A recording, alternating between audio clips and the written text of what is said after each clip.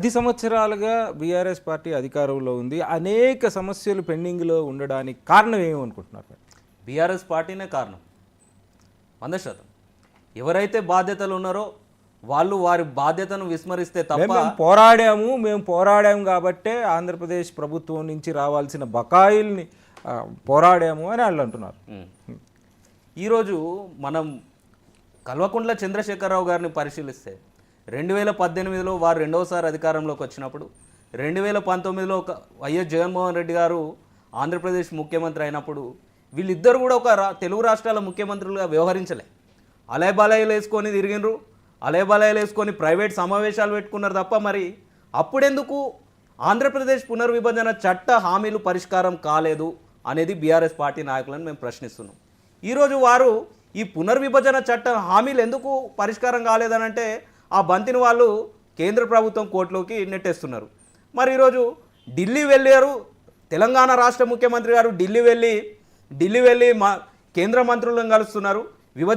విభజన చట్టం హామీలకు సంబంధించి పరిష్కారానికి సంబంధించి కేంద్ర హోంశాఖ మంత్రి వర్యులు కావచ్చు, ప్రధానమంత్రి వర్యులు కావచ్చు, మిగతా నీటిపారుదల శాఖ మంత్రులను కలిసి ఈరోజు సాక్షాత్తు ముఖ్యమంత్రి గారు ఢిల్లీ వెళ్ళి కలిస్తే ఏందా రేవంత్ రెడ్డి ఎప్పటికి ఢిల్లీ పోతున్నారని బీఆర్ఎస్ పార్టీ నాయకులే అంటున్నారు.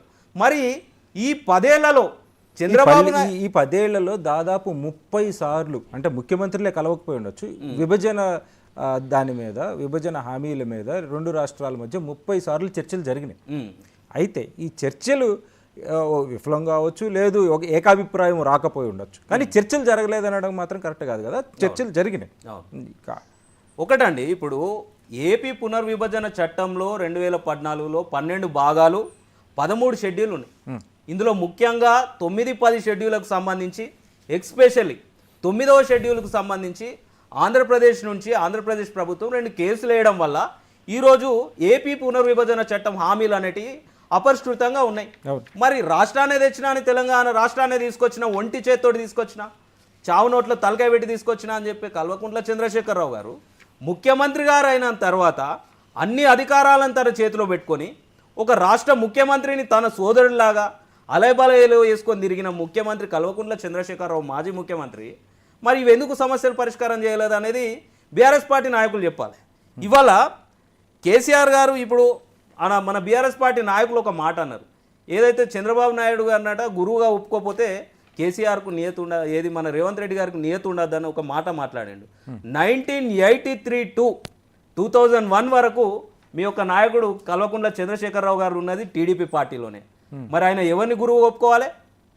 ఎన్టీ రామారావును ఒప్పుకోవాలి, చంద్రబాబును ఒప్పుకోవాలి. మరి కేసీఆర్కి నియతి ఉంటే నా గురువు చంద్రబాబు నాయుడు ఒప్పుకుంటే మరి రేవంత్ రెడ్డి గారు ఒప్పుకుంటారు. ఓకే, ఇది పక్కన పెట్టేద్దాం. ఎందుకనంటే ఈరోజు ఈ యొక్క విద్యుత్ బకాయిలు కావచ్చు, ఏదైతే తెలంగాణ రాష్ట్రానికి 9-10 షెడ్యూల్ను ఆస్తుల పంపకాలు కావచ్చు, షీలా బీడే గారి ఆధ్వర్యంలో వేసిన ఉద్యోగుల పంపకాల విషయంలో వేసిన కమిటీ కావచ్చు, ఈ నీటికి సంబంధించి నీటి పంపకాలకు సంబంధించిన అపరిష్కృతంగాని సమస్యలు కావచ్చు, ఇవన్నీ ఉన్నప్పుడు ఇన్ని సమస్యలు పెండింగ్లో పెట్టుకొని ఇన్నిసార్లు దాదాపు 30 సార్లు మీరే చర్చలు జరిపిన అంటున్నారు. మరి ఏం చేసినారు?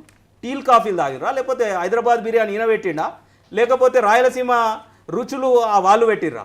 ఏందనేది కేసీఆర్ సమాధానం చెప్పాలి, బీఆర్ఎస్ పార్టీ నాయకులు సమాధానం చెప్పాలి.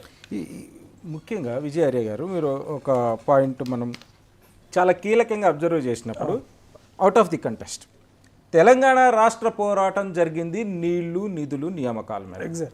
ముఖ్యంగా నాకు తెలిసి తెలంగాణ ఉద్యమం ప్రధానంగా జరిగింది హైదరాబాదు మీద ఆధిపత్య శక్తులు దీన్ని కబ్జా చేస్తున్నాయి. ఇందాక మీరు చెప్పినట్టు మద్రాస్ ప్రెసిడెన్సీ నుంచి వచ్చిన ఒక సెక్షన్ ఆఫ్ పీపుల్ వాళ్ళు అక్కడ డెవలప్ చేసుకోకుండా వాళ్ళు వచ్చి హైదరాబాద్ మీద కన్నేసి చేశారు అనేది ప్రధానమైన ఆరోపణ. మనందరికి కూడా తెలుసు ఏ సెక్షన్ ఆఫ్ ది పీపుల్ అనేది, ఏ సామాజిక వర్గం అనేది అని మనందరికి కూడా తెలుసు. అయితే రీసెంట్గా ఒక ఇంగ్లీష్ మ్యాగజైన్లో ప్రతిష్టాత్మకంగా రాసిన, కేసీఆర్ ప్రభుత్వం మీద ప్రతిష్టాత్మకంగా అద్భుతమైన పాలన అని రాసిన మ్యాగజైన్లో, ఎకనామిస్ట్ మ్యాగజైన్లో వాళ్ళు ప్రధానంగా చెప్పింది ఏంటంటే